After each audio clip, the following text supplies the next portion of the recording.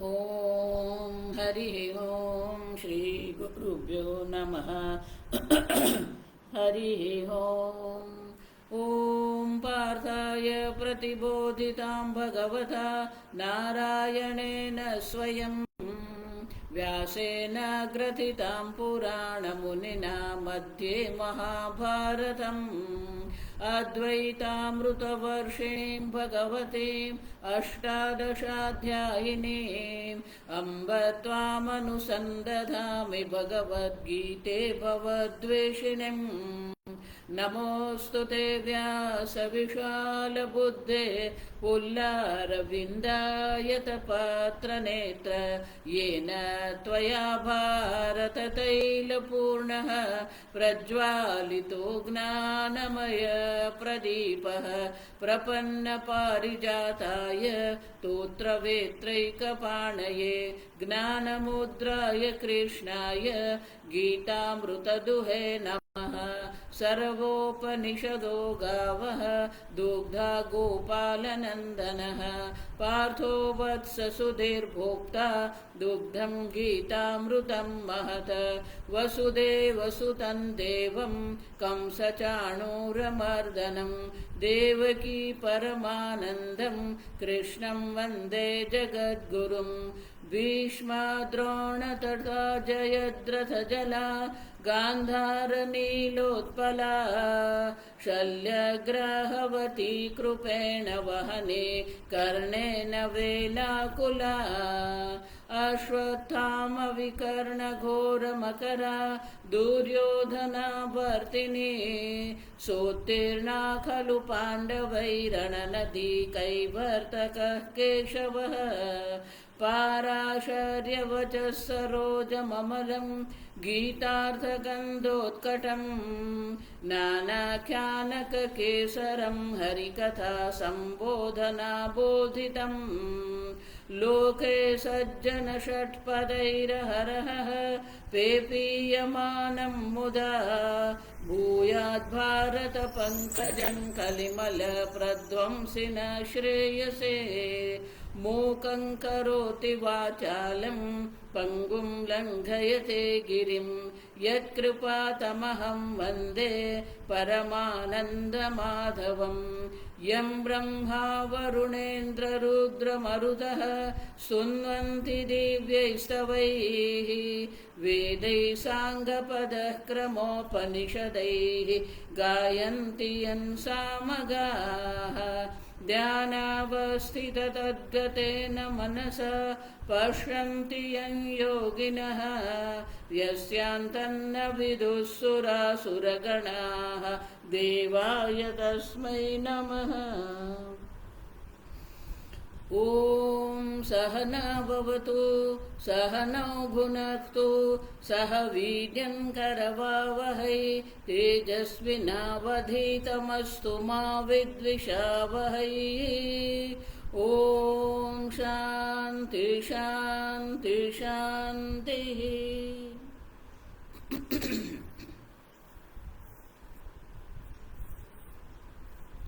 दूसरे अध्याय के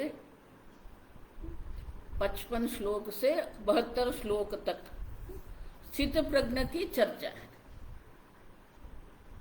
अध्याय के अंत तक भगवान अब हमें स्थित प्रज्ञ के लक्षण दर्शाते हैं। कल हमने देखा प्रजहाति यदा कामान सर्वान् पार्थ मनोगतान् आत्मनि एव आत्मना तुष्टः। जो अपने आप में ही प्रसन्न है, तुष्ट है, वो स्थित प्रज्ञ है। आनंद में रहने के लिए, सुखी बनने के लिए आत्मा से अन्य किसी की अपेक्षा नहीं है, निरपेक्ष है। लेकिन उनका भी व्यवहारिक जीवन है, प्रारब्ध के अनुरूप उनका भी जीवन है। और इसलिए भगवान ने कहा दुखेषु अनुद्विग्न मनाः। अब तो अनेक प्रकार की अनुकूल प्रतिकूल परिस्थिति का सामना तो उनको भी करना है, लेकिन वो परिस्थिति में अपने मन को उद्विग्न नहीं करते हैं। और सुख अनुकूल परिस्थिति होती है तो उनमें भी स्पृहा नहीं करते हैं। उतना ही नहीं, यह सर्वत्र अभिस्नेहः तत्तत् प्राप्य शुभाशुभम नाभिनंदति न द्वेष्टि तस्य प्रज्ञा प्रतिष्ठिता। किसकी प्रज्ञा जो है ये आत्म तत्व में निष्ठ प्रतिष्ठित हो जाती है, तो भगवान कहते हैं कि ये उनका व्यक्तित्व है। देखो यह सर्वत्र अनभिस्नेहः, स्नेह प्रेम, अभिस्नेह अधिक, अनभिस्नेह शुभ है या अशुभ है, किसी के भी प्रत्यय अधिक आसक्ति नहीं है। आप समझो, जो आसक्ति रहित है, न किसी अशुभ है तो निंदा भी नहीं करते हैं, शुभ है अब देखिए, न अभिनंदती न द्वेष्टि, अनुकूल है तो अभिनंदन भी नहीं करते हैं, प्रतिकूल है तो द्वेष भी नहीं करते। अब देखिए, माने कि अपने ही राग द्वेष के प्रत्यय उनके मन में वैराग्य है, और इसीलिए तस्य प्रज्ञा प्रतिष्ठिता। तो मन जो है कहीं पर भी अति आसक्त नहीं होता है, कहीं पर आसक्ति रहेगी लेकिन अति आसक्त, अनभिस्नेह। आप देखो, उतना ही नहीं, भगवान बहुत सुंदर कहते हैं। अब देखो, अब जो श्लोक जो है ना, देखो ये बहुत सोचने वाली बात है, विचार करने योग्य है कि स्थित प्रज्ञा के लक्षण में भगवान ये सब कह रहे हैं। अभी यदा संहरते चायं कुर्मोंगानि व सर्वशः इंद्रियाणि इंद्रियार्थेभ्यः तस्य प्रज्ञा प्रतिष्ठिता। ऐसा नहीं है कि आत्मज्ञान आपको जो करना है करने का लाइसेंस दे देता है, भोग करने का लाइसेंस आजकल जो चल रहा है ना, अब नहीं, जो बोलना है बोलता कर, जो करना है करते रहो, जो भोगना है भोगते रहो, नहीं, ये स्थित प्रज्ञा का लक्षण नहीं है। स्थित प्रज्ञा का लक्षण क्या है? जिस प्रकार से कूर्म अपने अंग को समेट के रखता है, उसी प्रकार से तत्वज्ञानी वो है इंद्रियाणि इंद्रियार्थेभ्यः संहरते। अब देखो, भोग में रुचि नहीं है, इंद्रियों को इंद्रियों के विषय से संहरते। तस्य प्रज्ञा प्रतिष्ठिता, उनकी प्रज्ञा जो है, उनकी बुद्धि जो है आत्मा में स्थित होती है, माने कि बहिर्मुखता नहीं है। इंद्रिय यहां 5 ज्ञानेन्द्रिय, 5 कर्मेंद्रियों के कम से कम कर्म करना, कम से कम भोग से जीवन व्यतीत करते हैं, और इसीलिए भगवान कहते किसकी प्रज्ञा प्रतिष्ठित होती है? जो राग द्वेष से ऊपर उठ गया है, जो अति भोग अति स्नेह से ऊपर उठ गया है, जो कम से कम भोग करने वाले हैं, उनकी ही प्रज्ञा जो है आत्मा में प्रतिष्ठित होती है। क्यों भगवान ऐसा कहते हैं? क्योंकि बाह्य दृष्टि से आपने स्नेह छोड़ दिया है, भोग छोड़ दिया है। अब देखिए, तो बाह्य दृष्टि से तो आप संयमी हैं, कूर्म की तरह सब इंद्रियों को समेट लिया है। विषया विनिवर्तन्ते निराहारस्य देहिनः। आप तपश्चर्या कर रहे हैं, संयम है, व्रत है, तो बाह्य विषय तो पुनः चले जाएंगे। अब देखो, विनिवर्तन्ते, लेकिन भगवान यहां क्या कहते हैं? रसवर्जम। देखो बहुत महत्व का है। प्रत्येक विषय में, प्रत्येक संबंध में हमारी बुद्धि में एक रस बुद्धि रहती है। रस बुद्धि मानी सुख बुद्धि रहती है। मेरा श्री इसलिए कहते थे लड्डू भले मिथ्या है, लेकिन लड्डू खाने में बहुत आनंद आता है। अब देखिए, उसे रस बुद्धि कहते हैं। रंजनात। अब देखो, जो हमारी बुद्धि को रंजित करती। तो भगवान कहते हैं कि बाह्य जगत से कूर्म की तरह हमने सब समेट लिया है, लेकिन अंदर जन्म जन्मांतर से जो हम भोग के संस्कार लेके आए हैं, वो भोग के संस्कार पड़े रहते हैं, और इसीलिए रस बुद्धि जाती नहीं है। और इसलिए भगवान कहते हैं ये रस बुद्धि की निवृत्ति कब होती है? परम दृष्टा निवर्तते रसवर्जम रसः अपि अस्य। अस्य रस, ये जो ज्ञानी है उनके मन में जो ये रस बुद्धि जो है, सुख बुद्धि जो है, भोग बुद्धि जो है, जब तक वो परब्रह्म के, परम परमात्मा के साथ ऐक्य का ज्ञान नहीं होता है, तब तक ये नहीं जाता है। स्वामी जी हमें हमेशा कहते थे बड़े महात्मा बनना, मोटे महात्मा मत बनना। अब देखो क्यों? क्योंकि लोगों से संबंध कम हो गए हैं, लोगों से बात करना कम हो गया है, विषय कम हो गए हैं। अब देखिए, अब एक ही विषय, दो ही विषय रह गए हैं, वो हमारी जिह्वा के हैं। एक उपदेश करना और दूसरा भोग करना। अच्छा, और इसीलिए भगवान कहते हैं जब तक वो परम परमात्मा का दर्शन नहीं होता है, आत्म दर्शन नहीं होता है, आत्मा में संतुष्टि नहीं होती है, तब तक ये रस बुद्धि की निवृत्ति नहीं होती है। अच्छा,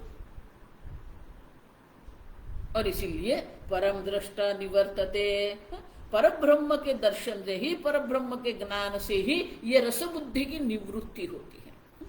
ये सब आगे आएगा 5वें अध्याय में, भगवान ये सब चर्चा करेंगे कि कितना भी आप वेदांत का अध्ययन कर लो, आपको कितने भी ज्ञान की स्पष्टता आती है, लेकिन ये रस बुद्धि ऐसे नहीं जाती है, क्योंकि हमारा प्रारब्ध है और प्रारब्ध से हमारे सामने भोग आने वाले ही है। अब सब,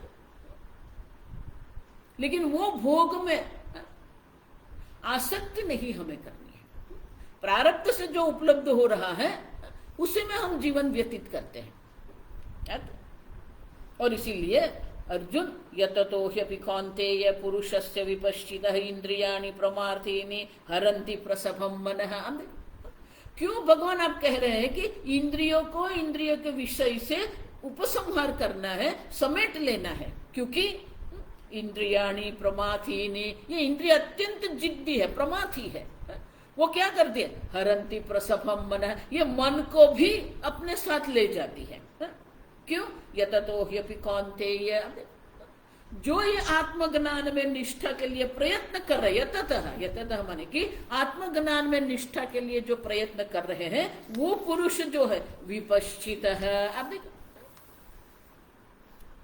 विद्वान है। अब आत्मज्ञान में निष्ठा के लिए वो प्रयत्न कर रहा है, विपश्चित है, विद्वान भी है, लेकिन उनकी भी इंद्रियां इतनी जिद्दी होती है कि वो बलपूर्वक, प्रसवम, बलपूर्वक मन को घसीट जाती है। अब समझो, देखो इसीलिए मैं इतना कुछ कर दूं तो क्या हो गया, इतना भोग कर लिया तो क्या हो गया, इतना बोल दिया तो क्या हो गया। अब समझो, ये छोटी छोटी बात भी कई बार हमें पतन की ओर ले जाती है। पर्वत पर से हम गिरते, पर्वत के कारण नहीं गिरते हैं। पर्वत से जो हमारा पतन होता है वो एक छोटे से कंकड़ से होता है। अब उसी प्रकार से भगवान यहां हमें सावधान कर रहे हैं कि अगर एक विषय में आसक्त हो गए तो वो हमें पतन की ओर ले जा सकता है, भले कितने भी बुद्धिशाली है, विद्वान पुरुष है। एक छोटी सी भूल, देखो संपूर्ण भागवत यही है। आप समझो, भले हम कथा करते हैं, कृष्ण लीला कर रहे हैं, ठीक है, वो सब करना है, लेकिन वो उपदेश क्या है वहां पर? आपकी एक ही भूल जो है आपको पतन की ओर ले जाती। धृतराष्ट्र की आसक्ति थी, अति आसक्ति थी पुत्र में। द्रोणाचार्य की अति आसक्ति थी पुत्र में। भीष्म पितामह अपना प्रतिज्ञा को पकड़ के बैठ गए थे। कुंती को दुर्वासा मुनि ने वरदान दिया था, लेकिन श्रद्धा नहीं थी। आप देखो, तो प्रयोग कर दिया सूर्य नारायण पर। अब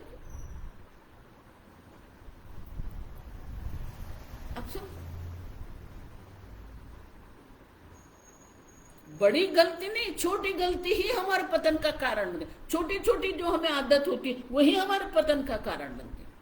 और इसलिए भगवान हमें सावधान कर रहे हैं कि अर्जुन, ये छोटे छोटे जो हमारे भोग की आसक्ति जो है, रस बुद्धि जो सुख बुद्धि है, देखो इसलिए मैं हमेशा एक ही दृष्टांत आपको देती कि गर्मी के दिन होते हैं तो पूरा मैदान जो होता है ना सूखा होता है, थोड़े से पवन में भी वो धूल उड़ती है।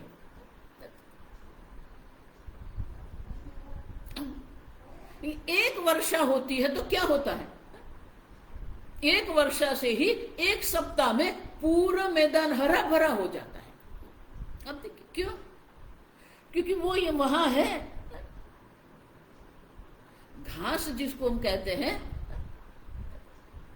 उनके मूल वहां पर पड़े हुए हैं, लेकिन प्रतिकूलता है, ग्रीष्म ऋतु है, उष्णता है, तो वहां पड़े हैं अव्यक्त अवस्था में। जैसे ही बारिश हुई, वर्षा हुई तो क्या हुआ,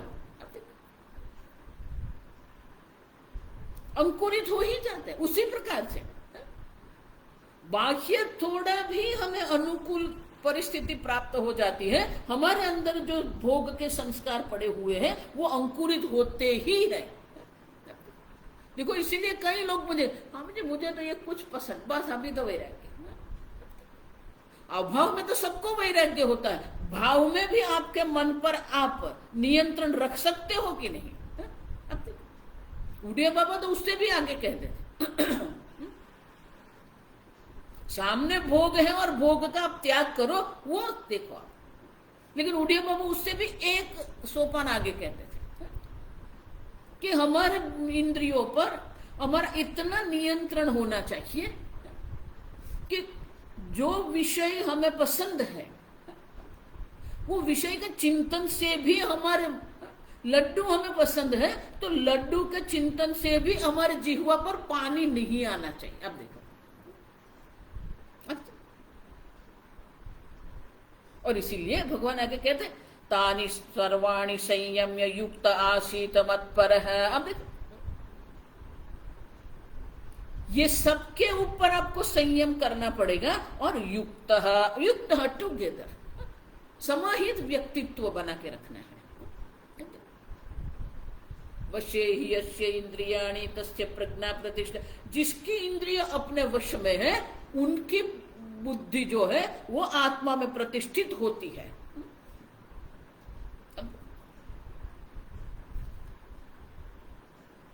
लेकिन कैसे होगा, तो भगवान एक शब्द में मत पर है। आप देखिए, आप समझ रहे, मत पर माने कि ईश्वर परायण जो है, भक्ति जहां पर है, एक बार भक्ति में हमें रस बुद्धि हो गई, ईश्वर नाम में हमें रस मिलने लगा, तो ये भोग छूट जाएंगे।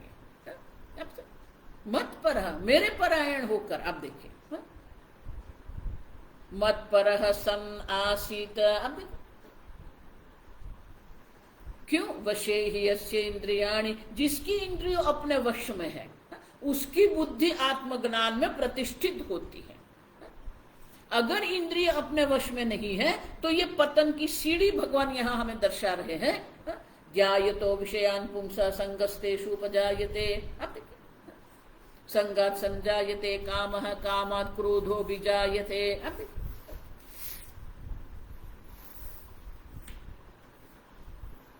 ये दो श्लोक जो है, पहले श्लोक में भगवान जायते कहते हैं। अब देखिए, कर्मणि एव तव अधिकार है। अब समझो, हमारे जीवन में दो बात है, एक पुरुष तंत्र, दूसरा वस्तु तंत्र। पुरुष तंत्र माने आपका नियंत्रण है, कर्म में आपका नियंत्रण कर सकते हैं, नहीं कर सकते हैं। अब देखिए, लेकिन बहुत सारी ऐसी बात हमारे जीवन में है जिस पर हमारा नियंत्रण नहीं होता है, लेकिन वो होता है। आप समझो, कर्म हम करते हैं,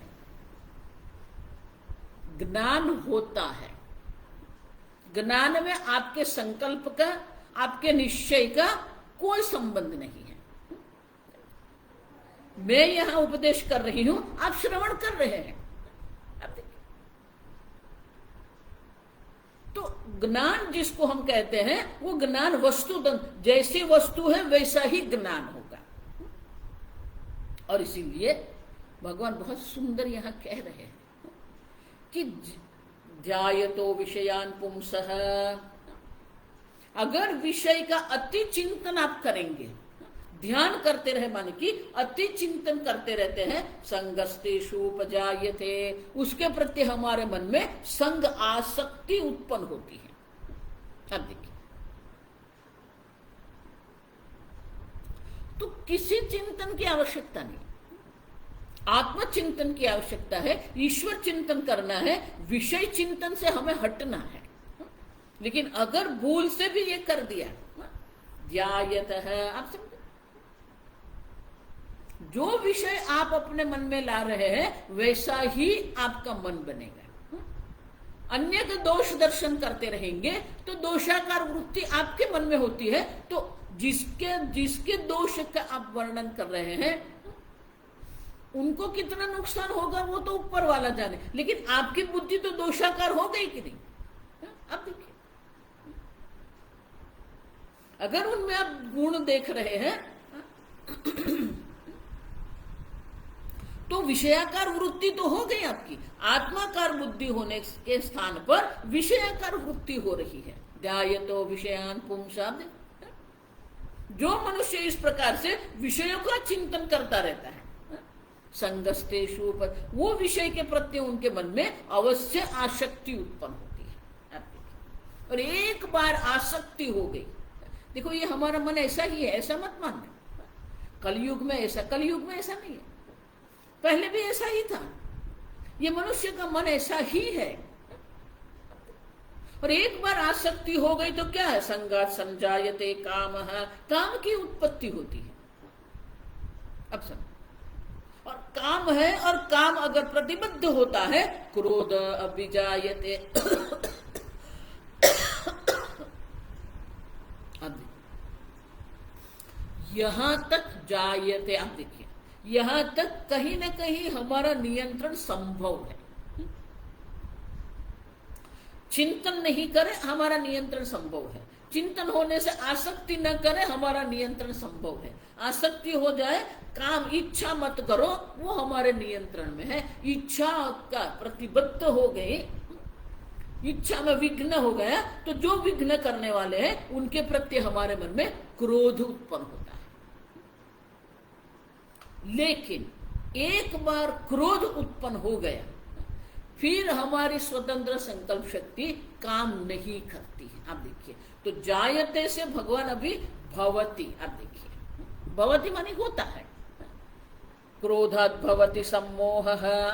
एक बार क्रोध आ गया फिर हमारी बुद्धि सम्मोहित हो जाती है। सम्मोहित होती है माने कि क्या बोलना, क्या न बोलना, क्या करना, क्या न करना, क्या देखना, क्या न देखना, कोई विवेक नहीं रहता। सम्मोह माने कि अविवेक उत्पन्न होता है। और एक बार बुद्धि में अविवेक हो गया, अब स्मृति भंसः, सम्मोह स्मृति विभ्रमः।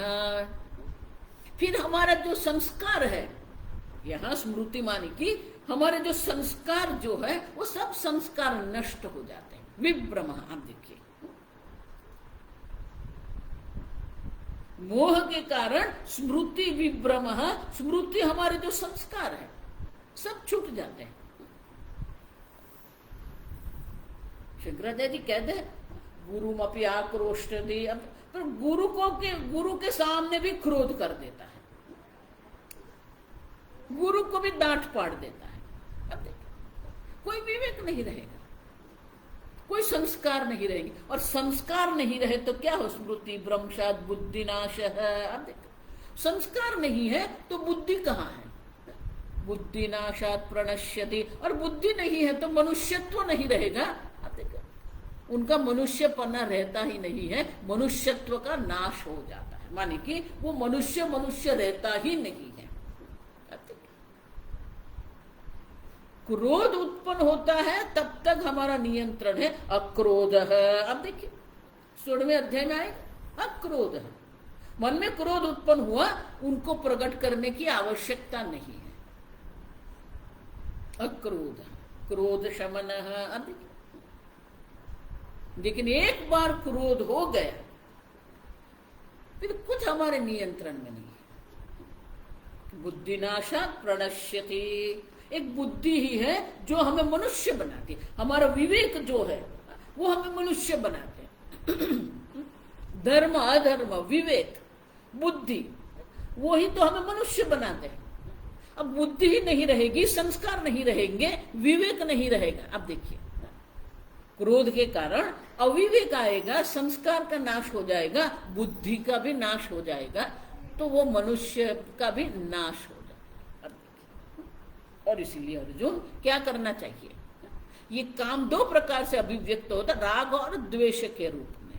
और इसीलिए भगवान कहते हैं, जिसने राग द्वेष वियुक्त ही विषयान इंद्रियश्चरन् आत्मवश्येर विधेयात्मा प्रसादमधिगच्छति। आत्मज्ञान अगर आपको प्राप्त करना है, आत्मज्ञान में आपको प्रतिष्ठा प्राप्त करनी है, तो पहला तो यही करना पड़ेगा, राग द्वेष वियुक्त ही। अब देखो, जो राग द्वेष इंद्रिय ही, जो इंद्रियां जो है वो राग द्वेष के वश में नहीं है, वियुक्त ही, वो राग द्वेष से मुक्त जो इंद्रिया हो गई है। उतना ही नहीं, विषयांचरण। अब देखिए, आंख मूंद के बैठ नहीं जाना, जंगल में जाकर बैठने की आवश्यकता नहीं है। अब जहां पर है वहां पर ही विषयों में इंद्रिय जा रही है। अब देखिए, विषयों में प्रवृत्त हो रही है, फिर भी आत्मवश्य ही। अब इंद्रिय उनके अपने वश में है। विधेयात्मा,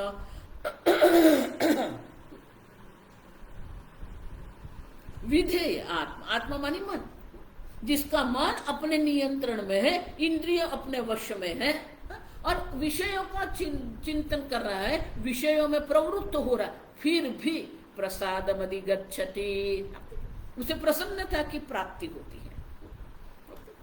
देखो, इसलिए मैं कहती हूं ये श्लोक अत्यंत महत्व का है।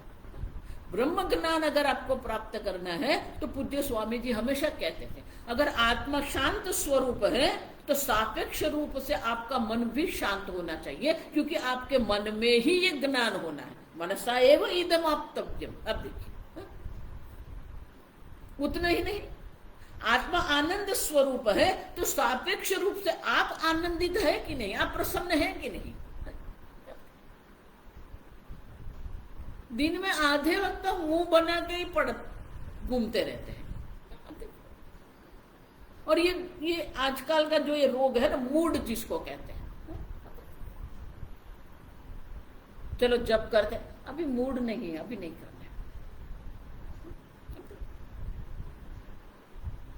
हम इतने राग द्वेष के अधीन है कि मन ही हमारे क्या करता रहता है, हमारा नियंत्रण करता है। और इसलिए भगवान कहते हैं, जब तक ये हमारी बुद्धि राग द्वेष के नियंत्रण से मुक्त नहीं होती है, इंद्रिय राग द्वेष के वश से मुक्त नहीं होती है, तब तक हमारे मन में प्रसन्नता की कोई संभावना नहीं। और जिसका मन प्रसन्न नहीं है, आप समझो, प्रसाद मानी प्रसन्नता, निर्मलता। हमारे मन में जो मलिनता है, ये राग द्वेष की मलिनता है, उससे हमें मुक्त होना है। और एक बार हमारा मन प्रसन्न हो गया, फिर बहुत सरल है। प्रसादे सर्व दुखानाम हानि अस्य उपजायते। आप देखिए, इसके जीवन में कैसी भी प्रतिकूलता आती है, उनका मन प्रसन्न रहता है, सर्व प्रकार के दुख का नाश हो जाता है। और इस प्रकार से भगवान कहते हैं, प्रसन्न चेतसो हि आशु ही, क्योंकि जिसका मन प्रसन्न है उनकी बुद्धि आत्मा में सरलता से पर्यवतिष्ठते, मानी पूर्णतः आत्मा में वो स्थित हो जाती है। अब देखिए, तो बात तो ये है ना, आप कितना भी शास्त्र अध्ययन करो, आप कितने भी विद्वान बन जाइए, लेकिन आपका मन प्रसन्न है कि नहीं। हम छोटी छोटी बात में हमारे मन को विचलित कर देते हैं, छोटी छोटी बात में हमारा मन विक्षिप्त हो जाता है। अब देखिए, छोटी छोटी बात में हम दुखी होते रहते हैं। अब सब ये नहीं हुआ, वो नहीं हुआ। भोजन में भी वही होता है। और इसीलिए ये छोटी छोटी बात से हमारे मन को बिगाड़ने की हमें कोई जरूरत नहीं, कोई आवश्यकता नहीं है। अब सब ठीक है, नहीं आज ऐसा हो गया, ठीक है। चिन्मयानंद जी बहुत सुंदर कहते थे, जीवन में कुछ भी होता है ना, आप समझो, आप लर्न टू से फुल स्टॉप। अब देखो, ये आज खिचड़ी ठीक नहीं बनी, फुल स्टॉप। अब देखिए, ये बहुत आवश्यक है। अब वहां रुक जाइए, पूर्ण विराम कर दिए वहां पर। नहीं, हम नहीं करेंगे। क्यों आज ऐसे बनाई? मैं हमेशा आपको कहता हूं ऐसा मत करो, इतना बोलते हैं हम। क्यों? देखो, इसलिए आगे भगवान कह के यम ही न व्यथयन्ते, जिसकी बुद्धि ये सब द्वंद्व से विचलित नहीं होती है, वो अमृतत्व, वो अमृतत्व आत्म तत्व के लिए समर्थ बनता है। अब समझो, पहले ये सीख लो कि छोटी छोटी बात में, देखो कई बार ऐसा होता है कि बहुत छोटी बात होती है लेकिन हमारे लिए वो बहुत बड़ी हो जाती है। हम उसका चिंतन करके करके इतनी बड़ी उनको बना देते हैं। देखो, इसलिए पुस्तक है ना, थिंक बिग। अब देखो, बद्रीनाथ का दर्शन करना है, नहीं वहां तो बहुत ठंडी है, बर्फबारी हो रही है, ठीक है, कोई बात नहीं। अब देखो, तो बद्रीनाथ के दर्शन के लिए कितनी भी बर्फबारी हो रही है, कितनी भी ठंडी पड़ रही है, और वहां हवा बिल्कुल पतली है, सब सहन कर लेते हैं। अब देखिए, अब सब, तो हमारे जीवन में एक बड़ा लक्ष्य होना चाहिए। अगर बड़ा लक्ष्य हम बना के रख देते हैं तो ये छोटी छोटी जो बात होती है ना, उससे हम विचलित विक्षिप्त नहीं होंगे। लेकिन आजकल जीवन में लक्ष्य क्या है? कोई लक्ष्य ही नहीं है। आप देखिए, हमारे जीवन में कोई लक्ष्य है नहीं है। कल जो मैंने कहा ना, सूखे पत्ते जैसे, हवा इस बार गई तो इस और गए, हवा उस और गई तो उस और चले गए। अब समझो, हमारे जीवन में एक लक्ष्य होना चाहिए। परमात्मा की प्राप्ति करनी है, परमात्मा की भक्ति कर, आप कुछ तो लक्ष्य बनाइए। नहीं, हमारा लक्ष्य क्या है? खाना पीना, सो जाना, उठना, 2-4 प्रसंग में हुआ है, ठीक हो गया, बात हो गई हमारी। लक्ष्यहीन जीवन है, आप समझो। और इसीलिए ये लक्ष्यहीन जीवन जब होता है तो छोटी छोटी बात में हम हमारे मन को विक्षिप्त कर देते हैं। और इसलिए आगे भगवान कहते हैं कि जिसकी बुद्धि ये छोटी छोटी बात में विक्षिप्त होती रहती है, जिसका व्यक्तित्व समाहित नहीं है, नास्ति अयुक्तस्य बुद्धि। अब देखो, जो अयुक्त है, जिसका अपने व्यक्तित्व में ही नियंत्रण समाहित नहीं है,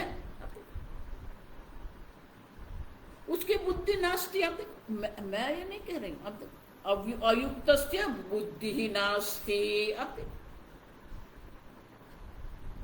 उनकी कोई बुद्धि नहीं है, उनको कोई विवेक नहीं है, कोई संस्कार नहीं है। न चायुक्तस्य भावना, अयुक्त की कोई विशेष भावना भी नहीं होती है, योग्य भावना भी नहीं होती।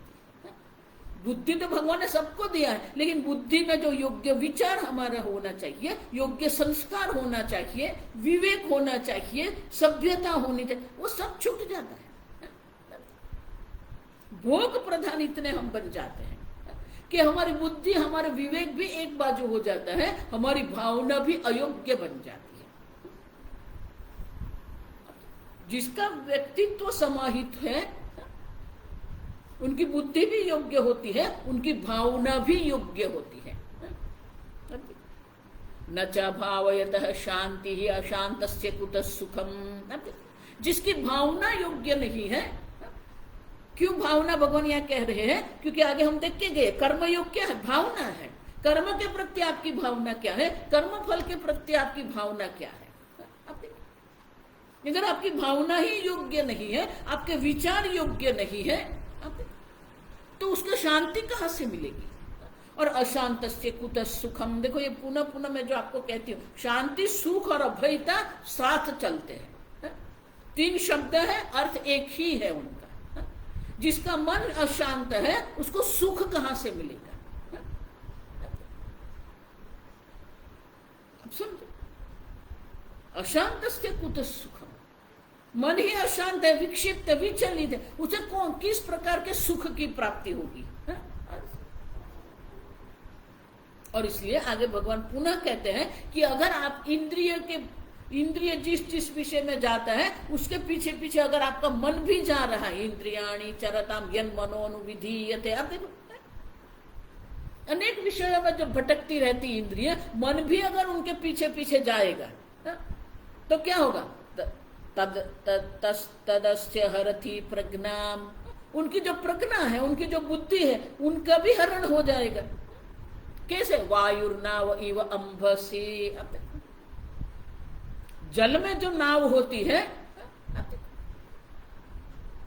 तो जिस प्रकार से वायु आता है, तो जिस दिशा में वायु वहन हो रहा है उसी दिशा में हमारी नाव जाएगी। उसी प्रकार से हमारी इंद्रियां अनेक विषयों में भटकती रहती है और मन किसी प्रकार से भी नियंत्रण में नहीं है, व्यक्तित्व में समाहित नहीं है, तो उनकी बुद्धि भी क्या है? बुद्धि का भी अपहरण हो जाएगा। कोई निश्चय जीवन, बुद्धि माने निश्चय, कोई निश्चय जीवन में नहीं रहेगा, कोई लक्ष्य जीवन में नहीं रहेगा, विवेक नहीं रहेगा। आप देखिए, और इस प्रकार से 60वें श्लोक से, आप समझो ठीक से, ये 67 श्लोक तक भगवान हमें दर्शाते हैं कि भले कितना भी ज्ञान आपने प्राप्त कर लिया है, कितनी भी विद्वत्ता आपने प्राप्त कर ली है, लेकिन अगर इंद्रियों पर आपका संयम नहीं है, मन पर आपका नियंत्रण नहीं है, बुद्धि में विवेक, संस्कार, सभ्यता नहीं है। बहुत सारे लोग मैंने देखे हैं। गीता में एक गुजराती में बहुत सुंदर पुस्तक है, वो जो जिसने ये लिखा, जो पंडित जिसने लिखा, उन्होंने क्या किया कि भगवत गीता पर अद्वैत आधारित 8 प्रकार की टीका है। शंकराचार्य जी का भाष्य है, उनके ऊपर आनंद गिरी टीका है, श्रीधरी टीका है, मधुसूदनाचार्य की स्वतंत्र टीका है, शंकरानंद की स्वतंत्र टीका है। आप देखिए, अभिनव गुप्ता की भी टीका है, वो मधुसूदनाचार्य जी पर। तो इस प्रकार से अगर हम देखते हैं तो वो संस्कृत अध्ययन करना ये कठिन रहता है सबके लिए। तो ये जो विद्वान थे उन्होंने क्या किया, बहुत सुंदर पुस्तक है ये। एक एक श्लोक में जो शंकराचार्य जी, मधुसूदनाचार्य जी, शंकरानंद ने जो कहा है वो संक्षेप में करके बहुत सुंदर पुस्तक निकाला गुजराती में। माने उन्होंने ये सब टीका का अध्ययन किया और उनका सार हमें दर्शा दिया। अगर वो गीता हम पढ़ते हैं तो हम जो मधुसूदनाचार्य जी ने जो अर्थ दिया है वो भी हम यहां समझ लेंगे। तो जब मैंने ये दक्षिण गुजरात में आरंभ किया वेदांत अध्ययन, तो जब मैं वेदांत अध्ययन कराती थी और वो पुस्तक था मेरे पास, अब देख, तो जब मैं वलसाड़ जाती हूं तो कहीं से मुझे ये सूचना मिली कि आप जिस गीता की बात कर रहे हो उनका जो लेखक है वो तो यह जो विद्वान पंडित है वो तो यह वलसाड़ में ही रहते हैं। और उस वक्त स्वामी प्रत्येक बुद्धानंद जी सूरत में जो स्वामी जी थे, अभी तो समाधि हो गई, वो भी वलसाड़ में आए थे। तो मैंने स्वामी जी से कहा कि स्वामी जी ये जो गीता जो हम पढ़ते हैं गुजराती में, वो जो विद्वान है वो यहाँ वलसाड़ में ही रहते हैं। तो स्वामी जी ने बोला चलो चलो हम मिलने जाते हैं। अब तो वो अकेले रहते थे और उनका कोई सार संभाल के लिए कोई रखा था, कोई था। तो हम वहां गए। पहले किसी को हमने भेज दिया, पूछ लिया कि कल कितने बजे हम आ सकते हैं। बोला कि ठीक है, आप 9 साढ़े 9 बजे आ जाए। तो स्वामी जी ने बोला ठीक है, प्रातः काल जो हमारा अध्ययन रहेगा, पाठ के बाद फिर नाश्ता करके हम वहां जाएंगे। और हम लोग तो गए। तो मैं, स्वामी जी और सब भक्त लोग सब हम गए वहां पर। अब जो देखा ना, वो देखकर हमारे मन में आश्चर्य हो गया। मैं निंदा नहीं कर रही हूं, आप समझो। विद्वत्ता के बाद भी अगर हमारी इंद्रिय पर हमारा नियंत्रण नहीं रहेगा, हमारे मन पर नियंत्रण नहीं होगा, तो हमारा व्यक्तित्व जो है ना, पूज्य स्वामी जी बहुत सुंदर कहते हैं कि हमारे व्यक्तित्व में बहुत सारे तीक्ष्णता आ जाती है। देखो, ये पुस्तक है, अच्छा ठीक है, लेकिन ये पुस्तक जो है उसमें ये तीक्ष्णता रहती है। जो बड़े बड़े ये पुस्तक होते हैं ना, अगर ये इतना शार्प तीक्ष्ण होता है कि आपके जो त्वचा है ना, उसको भी वो काट देती है। आप देखो, ये तीक्ष्णता है। उसी प्रकार हमारे जीवन में भी इतने सारी तीक्ष्णता आ जाती है, तो हम अपने आप को भी नुकसान करते हैं, अन्य को भी नुकसान करते हैं। अच्छा,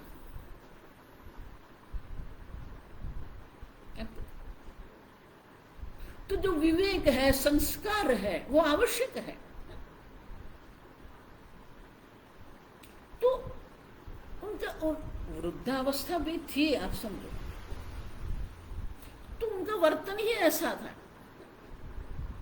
हम दोनों ने तो कभी ऐसा सोचा नहीं था, विचार भी नहीं किया था कि ऐसा कुछ होगा। तो हम दोनों एक दूसरे को और देखते रहे, कौन है, कहां से आए।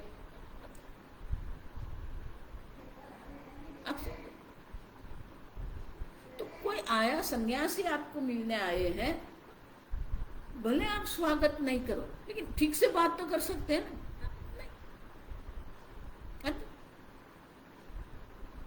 तो हमारा व्यवहार कैसा है, आप समझो ये ठीक से।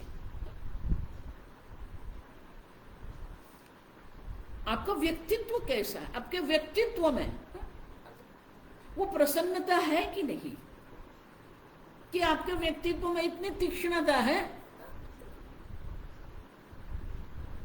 देखो, इसलिए हमेशा मैं कहती हूं, 2 प्रकार के लोग होते हैं। एक जहां जाते हैं वहां आनंद प्रसन्नता होती है, एक जहां से जाते हैं ना वहां प्रसन्नता होती है। अब आपको देखना है कि आप किस प्रकार के व्यक्तित्व वाले हैं। आपका व्यक्तित्व ऐसा होना चाहिए कि आपकी हाजिरी से लोगों को आनंद मिले, प्रसन्नता की प्राप्ति हो। लेकिन नहीं है तो क्या होता है, भगवान ये नकारात्मक जो बात कर रहे, क्यों? क्योंकि विद्वत्ता के बाद भी आप समझो, हमारी इंद्रिय, हमारा मन, हमारी बुद्धि, हमारी भावना में भी अयोग्यता आ सकती है। वो अयोग्यता अयोग्य है, आप समझो। और इसीलिए तस्मादस्य महाबाहो निगृहीतानि सर्वशः इंद्रियाणि इंद्रियार्थेभ्यः तस्य प्रज्ञा प्रतिष्ठिता। और इसीलिए अर्जुन तस्मात्, आप देखो उपसंहार कर रहे हैं। और इसीलिए अर्जुन, हे महाबाहो, हे अर्जुन, इंद्रियाणि सर्वशः निगृहीतानि, आप देखो अपने इंद्रिय पर अपना नियंत्रण, अपना प्रभुत्व होना ही चाहिए।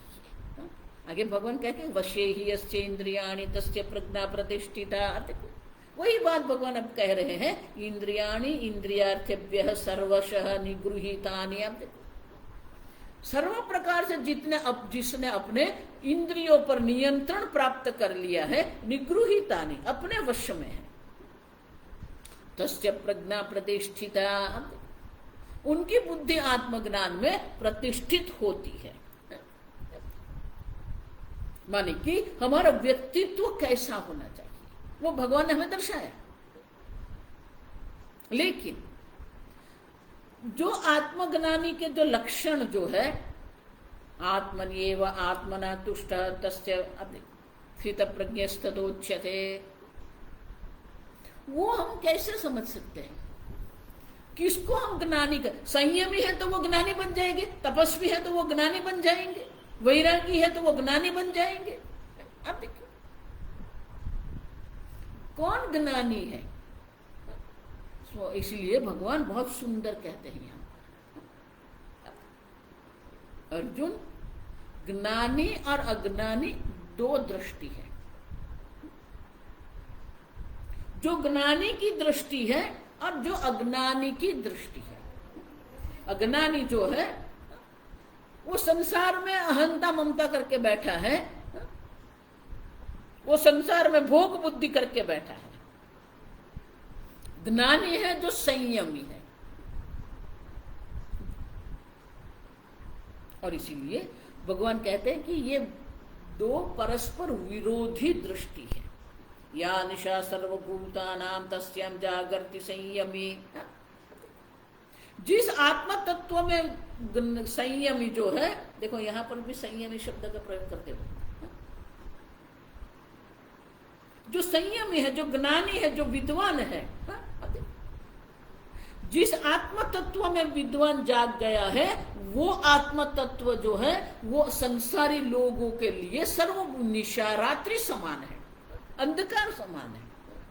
और जिस भोग में, जिस सुख में, जिस संसार में ये लोग जागते हैं, यस्याम जागृति भूतानि, जिस संसार के प्रति, जिस सुख के प्रति ये लोग जाग गए हैं, वो ये ज्ञानी के लिए निशा समान है ही नहीं। हम देखेंगे असतः भावः न विद्यते।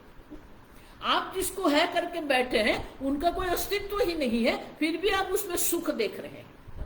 और जो आत्म तत्व जो है वो आनंद स्वरूप है, सुख स्वरूप है, वो आपके लिए क्या है? अभाव है, निशा है। आप देखिए परस्पर विरोधी दृष्टि है। आप एक आत्मा तत्व में जाग गया है और इसके लिए संसार है ही नहीं, जो है वो तो एक अद्वितीय आत्मा मात्र है। और जो ये संसार में जागने वाला है, उनके लिए आत्मा तत्व अंधकार समान है। उसे आत्मा तत्व से कोई है ही नहीं संबंध। देखो यही सबसे बड़ी मूर्खता तो यही है ना। इसलिए महर्षि हमेशा कहते थे आप दुखी हैं अन्य के कारण नहीं, आपकी मूर्खता के कारण आप दुखी हैं। आपकी दृष्टि अयोग्य है इसलिए आप दुखी हैं। आपके व्यक्तित्व पर संयम नहीं है इसलिए आप दुखी हैं। अन्य किसी को दुख का कारण दर्शाने की आवश्यकता नहीं है। कहीं न कहीं आपकी सोच में कुछ गलत है। आपकी मूर्खता ही आपके दुख का कारण है। और मूर्खता ये है कि जो नहीं है उसको है मानकर आप चल रहे हैं, जिसमें सुख नहीं है वहां सुख देख रहे हैं। इस जगत में सुख है क्या? नहीं है। अब पहले हम उसमें सुख बुद्धि करते हैं, फिर वो वस्तु हम प्राप्त करते हैं, वो वस्तु का भोग करते हैं और फिर कहते हैं मैं सुखी हो गया। अब देखिए वस्तु तो वस्तु है, आम आम है, धन धन है, घर घर है, पत्नी पत्नी है, सुख बुद्धि रखने वाले आप ही है। फिर सुख नहीं मिलता है तो दुखी हो जाते हैं।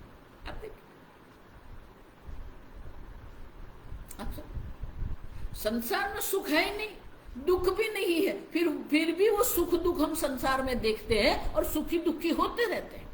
और इसीलिए भगवान कहते हैं कि जो नहीं है वो सब देख रहे हैं, लेकिन आत्मा तत्व की दृष्टि से है ही नहीं।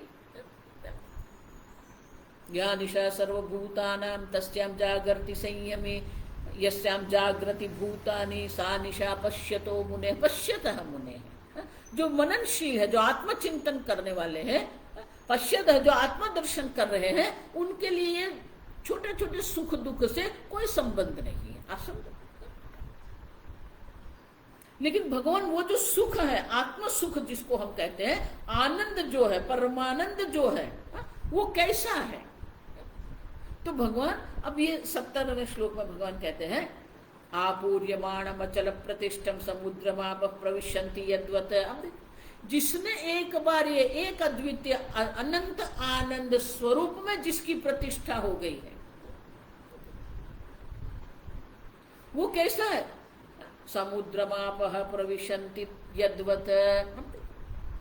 वो सागर समान है। समुद्र है, मुद्रेण सह वर्तते इति समुद्र है। समुद्र की अनेक मुद्रा है, शांत भी होता है, घोर भी होता है, विचलित भी होता है। आप देखो, जिसके अनेक प्रकार की मुद्रा होती है उसके समुद्र कहते हैं। सागर है, अगर, अगर मानी नमक। तो भगवान यह समुद्र का दृष्टांत देते हैं कि समुद्र जो है वो क्या है? आपूर्यमाणम, वो पूर्ण है। उतना ही अचल प्रतिष्ठम समुद्रम, उनकी प्रतिष्ठा भी अचल है। और वो जो समुद्र स्वयं में पूर्ण है, अपूर्ण असंभव, अपने किनारे तक वो भरा हुआ है, पूर्ण है। समुद्र में कोई अपूर्णता नहीं है। उतना ही नहीं, अचलम, अचल है वो। अब आपह प्रविशन्ति यद्वत्, अब वो गंगा आदि नदी जो है समुद्र में जल जो प्रवेशता है, वो जल प्रवेश करे कि न करे, अब समझो ये ठीक से। समुद्र की जो प्रतिष्ठा है वो तो कैसी है? अचल ही प्रतिष्ठा है। अगर गंगा नदी आदि का, अब देखिए आजकल जो चलता है ना, सत्याग्रह करती है। क्यों? हमारा जल इतना मीठा है, पीने योग्य है, और ये समुद्र तो क्या है? क्षार युक्त है, पीने योग्य भी नहीं है। और इसीलिए आज से हम निश्चय करते हैं कि हमारा ये पीने योग्य जल जो है वो हम समुद्र में नहीं डालेंगे। ठीक है, समुद्र में क्या होगा? आप देखिए, कुछ नहीं, क्योंकि समुद्र जानता है कि मेरे जल से ही ये सब नदी में जल है। जो जल नदी में वो कहां से आया है? समुद्र से आया है।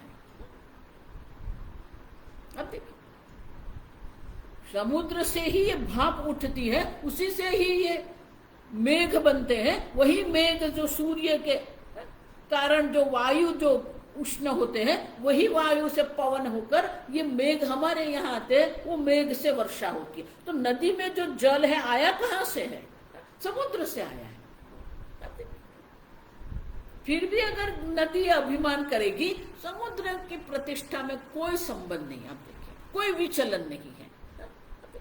यद्वत्, भगवान कहते हैं जल प्रवेश करे तो भी कोई चिंता नहीं है, जल प्रवेश न करे तो भी कोई चिंता नहीं। अचल प्रतिष्ठा है, पूर्ण है, अपने आप में ही वो पूर्ण है। उसी प्रकार से तद्वत् कामायम प्रविशन्ति सर्वे। अब देखो, उसी प्रकार से ये सब जो कामनाएं जो है, इच्छा जो है, यम प्रविशन्ति, जिसके अंदर सर्व कामना प्रवेश करती है, शांति मापनोति। वो ज्ञानी पुरुष है, उसके मन में कितनी भी इच्छा प्रकट हो जाए, कितनी भी इच्छा प्रवेश कर ले, लेकिन उनका मन कभी भी विचलित नहीं होता है। आप सब क्यों? क्योंकि आत्मा आनंद में, वो अनंत आनंद में वो आनंदित है। तो ये छोटे छोटी इच्छा का जो आनंद है उसमें उनको कोई रस नहीं है।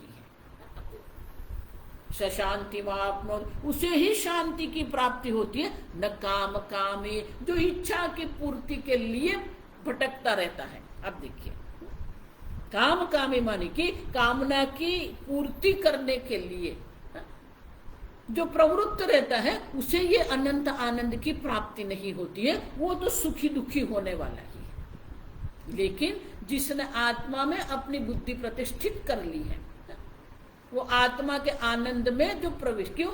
वो पूर्ण आनंद है। एक बार पूर्णानंद की प्राप्ति हो गई, फिर ये छोटे छोटे जो सुख दुख है उसे वो विचलित नहीं होते हैं। आप समझो। और इसीलिए ज्ञानी जन जो है, उनका आनंद जो वो पूर्णानंद स्वरूप है।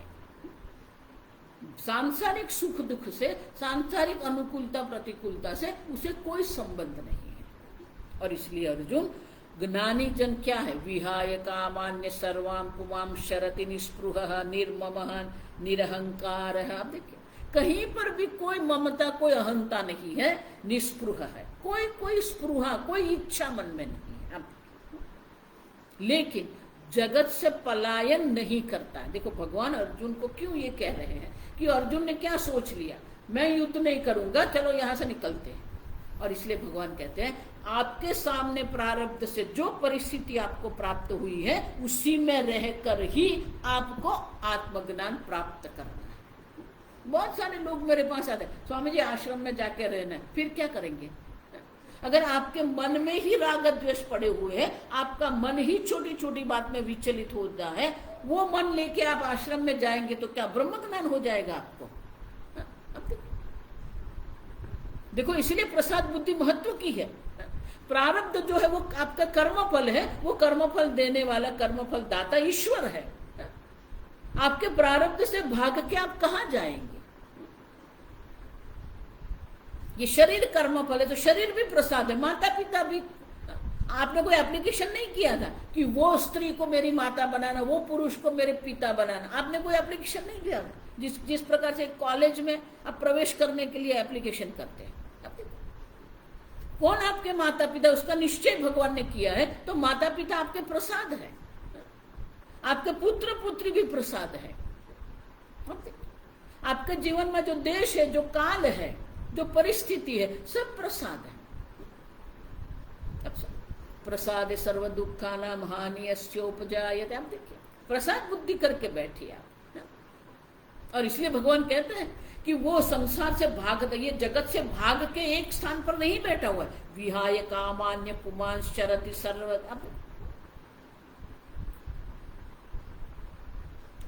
जगत में ही वो विचरण कर रहा है, आप समझना।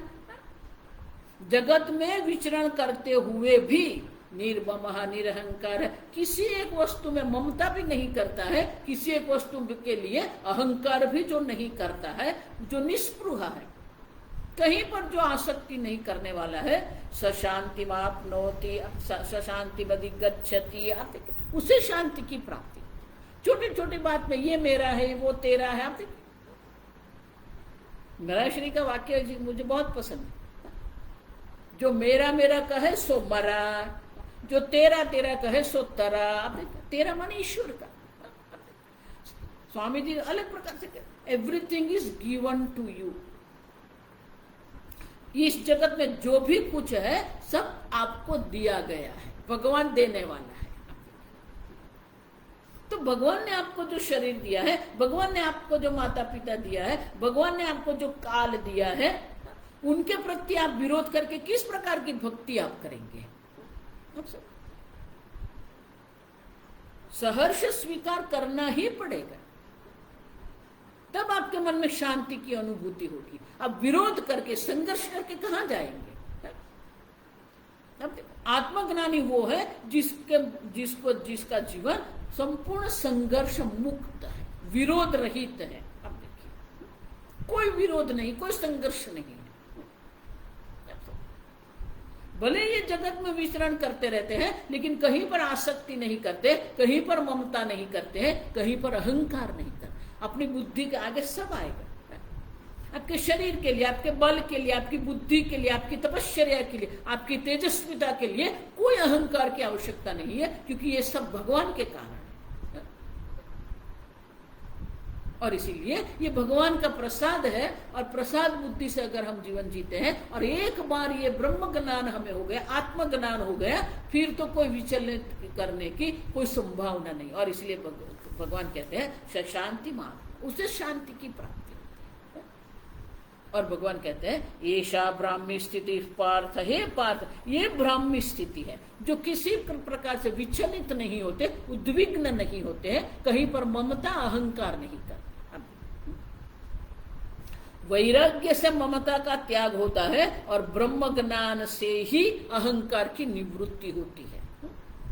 वैराग्य माने कहीं पर भी मम भाव नहीं, सब भगवान ने हमें दिया है। Everything is given to you, सब हमें भगवान ने दिया है, तो उसके लिए ममता कहां करनी है?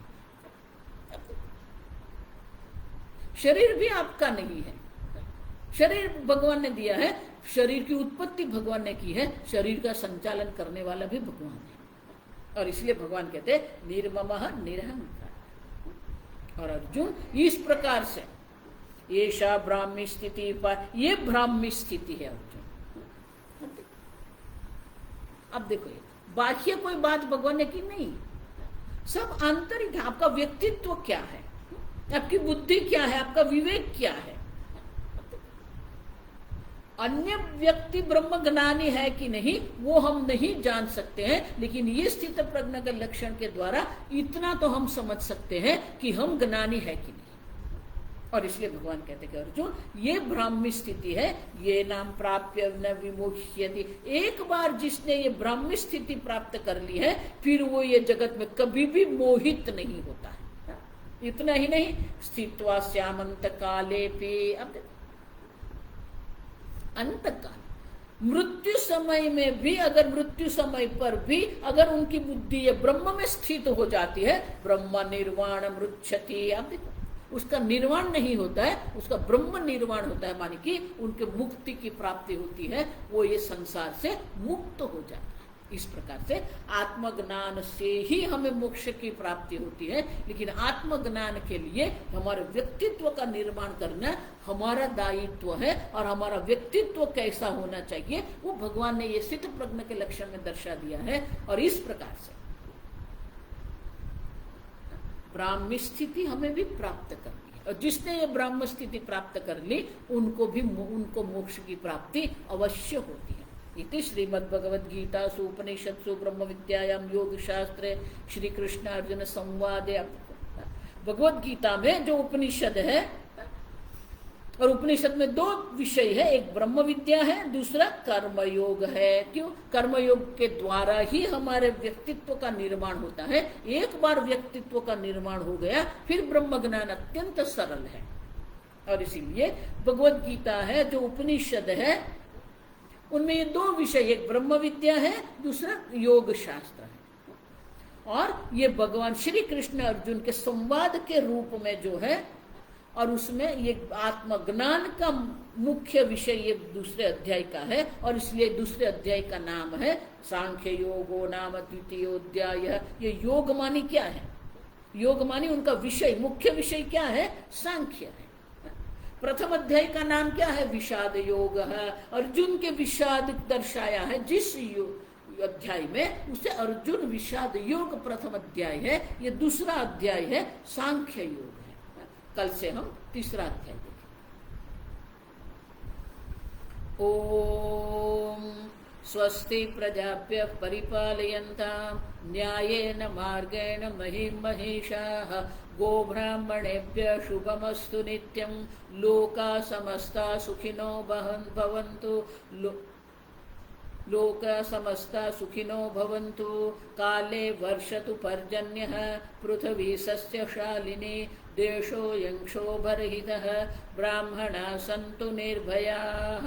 ॐ सर्वेषां स्वस्तिर्भवतु, सर्वेषां शान्तिर्भवतु, सर्वेषां पूर्णं भवतु, सर्वेषां मङ्गलं भवतु, सर्वे भवन्तु सुखिनः, सर्वे सन्तु निरामयाः, सर्वे भद्राणि पश्यन्तु, मा कश्चित् दुःखभाग् भवेत्। असतो मा सद्गमय, तमसो मा ज्योतिर्गमय, मृत्योर्मा अमृतंगमय। ओम पूर्णमदः पूर्णमिदं पूर्णात् पूर्णमुदच्यते पूर्णस्य पूर्णमादाय पूर्णमेवावशिष्यते। ओम शांति शांति शांति। हरि ओम श्री गुरुभ्यो नमः। हरि ओम।